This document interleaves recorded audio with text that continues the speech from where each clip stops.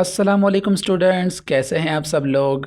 मैं हूं आपका टीचर सुहेल अहमद। स्टूडेंट्स, आज की इस क्लास में हम इंशाल्लाह सूरतुल फातिहा का बाकी वाला हिस्सा सीखने जा रहे हैं। पिछली क्लास के अंदर हमने सूरतुल फातिहा की इब्तिदा से कुछ आयात को सीखा था और उस वीडियो को, उस क्लास को आपने बहुत पसंद किया। तो आज इंशाल्लाह हम लोग सूरतुल फातिहा को मुकम्मल करने जा रहे हैं।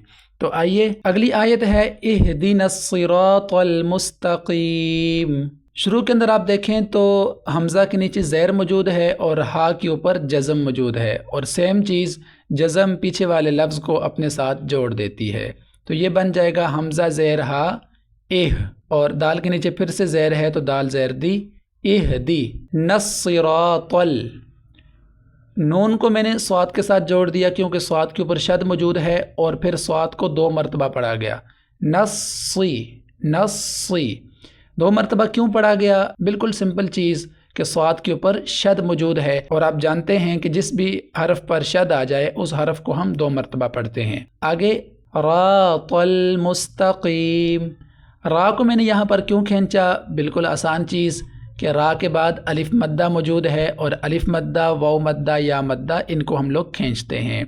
याद रखिए, अलिफ से पहले जब ज़बर आ जाती है तो इसको अलिफ मद्दा बोलते हैं। तल मुस्तकीम, त्वा को लाम के साथ जोड़ दिया गया, वजह वही है कि लाम के ऊपर जज़म मौजूद है। फिर आगे मीम को सीन के साथ जोड़ दिया गया तो ये बन गया मीम पेश सीन मुस्तकीम। काफ को मैं खींच कर पढ़ रहा हूँ, उसकी वजह सेम है कि या से पहले ज़ेर मौजूद है तो ये या मद्दा बन गई, और आप जानते हैं कि या मद्दा को हम लोग खींच के पढ़ते हैं। और आगे मीम के ऊपर जब हमने वक़फ़ किया तो उस पर सिंपली जज़म लगा दी, क्योंकि आप जानते हैं कि वक़फ़ में जब ज़बर ज़ेर पेश, 2 ज़ेर 2 पेश वगैरह मौजूद हों तो हम वक़फ़ की सूरत में आखिरी हरफ पर जज़म लगाते हैं। तो मीम पर जज़म लगा दी तो ये बन गया मुस्तकीम। इहदिनस सिरातल मुस्तकीम। अगली आयत पढ़ते हैं। सिरातल लज़ीना अनअमता अलैहिम। सिराता, स्वाद के नीचे ज़ेर मौजूद है, और जब हम ज़ेर को पढ़ते हैं तो हमारे होंठ पस्ती की तरफ, नीचे की तरफ आ जाते हैं, जैसे स्वाद ज़ेर सी, हा ज़ेर ही, लाम ज़ेर ली। तो जब हम ज़ेर को पढ़ते हैं तो होंठ नीचे की तरफ आ जाते हैं।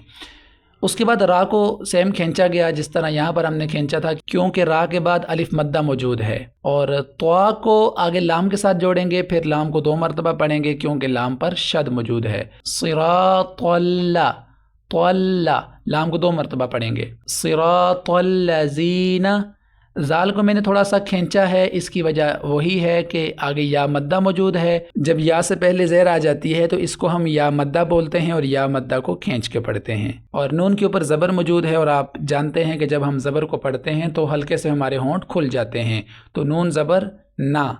सिरातल्लज़ीना अनअमता, यहाँ पर 2 चीज़ें रिपीट हो रही हैं। नून के ऊपर जज़म है, फिर मीम के ऊपर जज़म है, तो हमज़ा को नून के साथ जोड़ा, आइन को मीम के साथ जोड़ा तो बन गया अनअम, और ता ज़बरता अनअमता। यहाँ पर कुछ लोग एक बड़ी गलती कर देते हैं, इसको अनअम तो पढ़ देते हैं, तो इस गलती से आपने बचना है। ये गलती बहुत ख़तरनाक गलती है, इससे तर्जुमा बुरी तरह मुतासर होता है। तो अनअमता अलैहिम, यहाँ पर आप देखें तो आइन पे ज़बर मौजूद है, या से पहले ज़बर आ रही है। याद रखें, जब या से पहले ज़बर आ जाती है तो इसको हम या लीन बोलते हैं, और या लीन, वाव लीन, इनको हम नरमी से पढ़ते हैं। तो ये बन गया अलैहिम, गैरिल मग़दूबि अलैहिम वलद्दाल्लीन। गैरिल, यहाँ भी या से पहले ज़बर आ रही है, जिस तरह यहाँ पर हमने सीखा था कि ये या लीन है तो इसको नरमी के साथ पढ़ेंगे, गैन ज़बर या, गई। रिल मग़दूबी, रा के नीचे ज़ेर है और रा को आगे हमने लाम के साथ जोड़ दिया, क्यों? क्योंकि लाम पर जज़म मौजूद है। इसी तरह फिर मीम को गैन के साथ जोड़ दिया क्योंकि गैन पर जज़म मौजूद है।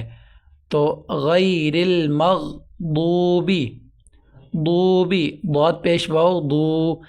आप देखें तो वाव से पहले पेश आ रही है, और ये बात मैंने पहले अर्ज़ कर दी कि जब अलिफ से पहले ज़बर आए, वाव से पहले पेश आए और या से पहले ज़ेर आ जाए तो इनको हम हुरूफ़ मद्दा बोलते हैं, और हुरूफ़ मद्दा को हम खींच के पढ़ते हैं। इसी वजह से दाद को थोड़ा सा खींच के पढ़ा गया। दूबी अलैहिम, बिल्कुल वैसे ही पढ़ेंगे जैसे हमने यहाँ पर पढ़ा था। वलद्दाल्लीन, واو پر ज़बर मौजूद है, सिंपली दोनों होंठों को खोल कर पढ़ेंगे, वाव ज़बर वा। और लव्वालीन को ज़रा थोड़ा सा देखें कि लाम को हमने जोड़ दिया दाद के साथ। दाद के साथ क्यों जोड़ा? क्योंकि दाद के ऊपर शद मौजूद है और फिर दाद को हमने 2 मरतबा पढ़ा, लव्वा। एक चीज़ तो आपने ये देख ली कि दाद को हमने 2 मरतबा पढ़ना है क्योंकि दाद पर शद मौजूद है। और दूसरी चीज़ आपने ये जहन में रखनी है कि दाद को आपने खींचना है, 3 से 4 अलिफ के बराबर इसको आपने खींचना है, क्योंकि दाद के बाद आप देखें यहाँ पर ये मद मौजूद है। इस शक्ल को हम मद बोलते हैं, और जब भी किसी लफ्ज़ के ऊपर, किसी हरफ के ऊपर मद आ जाती है तो उस हरफ को हम खींच के पढ़ते हैं। तीसरी चीज़ ये है कि दाद को आपने लाम के साथ भी जोड़ना है क्योंकि लाम पर भी शद मौजूद है। और फिर आगे लाम को या के साथ जोड़ना है क्योंकि या के ऊपर जज़म मौजूद है। जिस तरह मैं बयान कर रहा हूँ ये चीज़ें इतनी मुश्किल नहीं हैं, बार बार आप प्रैक्टिस करेंगे तो इंशाल्लाह ये आपके लिए बहुत आसान हो जाएंगी।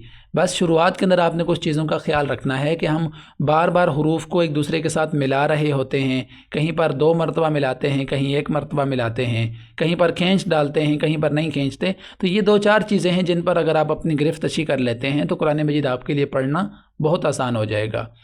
तो वलद्दाल्लीन, आप देखें कि मैंने इस लाम को दाद के साथ जोड़ा, फिर दाद को लाम के साथ जोड़ा और फिर लाम को या के साथ जोड़ा। और मैंने आपको ये भी बता दिया कि दाद को हमने खींचना है क्योंकि उसके बाद मद मौजूद है, और फिर इस लाम को भी खींचना है क्योंकि लाम के बाद या मद्दा मौजूद है। लेकिन एक और बात याद रखें कि दाद को हमने ज़्यादा खींचना है या के मुकाबले में, क्योंकि दाद के बाद ये अलिफ के ऊपर मद मौजूद है और मद को हम लोग 3 से 5 अलिफ के बराबर खींचते हैं, जबकि दूसरी तरफ यहाँ या मद्दा मौजूद है और अलिफ मद्दा, वाव मद्दा, या मद्दा को हम 1 अलिफ के बराबर खींचते हैं। लिहाजा दाद को या के मुकाबले में ज़्यादा खींचेंगे। तो मैं एक दफ़ा पूरी आयत पढ़ देता हूँ। सिरातल्लज़ीना अनअमता अलैहिम गैरिल मग़दूबि अलैहिम वलद्दाल्लीन। तो उम्मीद है आज की क्लास से आपने कुछ ना कुछ नया सीखा होगा। अगर आपको ये सीरीज़ अच्छी लग रही है, आप इससे कुछ सीख पा रहे हैं, तो नीचे कमेंट के अंदर आप मुझे अपना फ़ीडबैक लाजमी दें, और इस सीरीज़ के अंदर हम क्या बेहतर कर सकते हैं इसके बारे में भी लाजमी आप तबसरा करें। मिलते हैं अगली क्लास में। फ़ी अमानिल्लाह।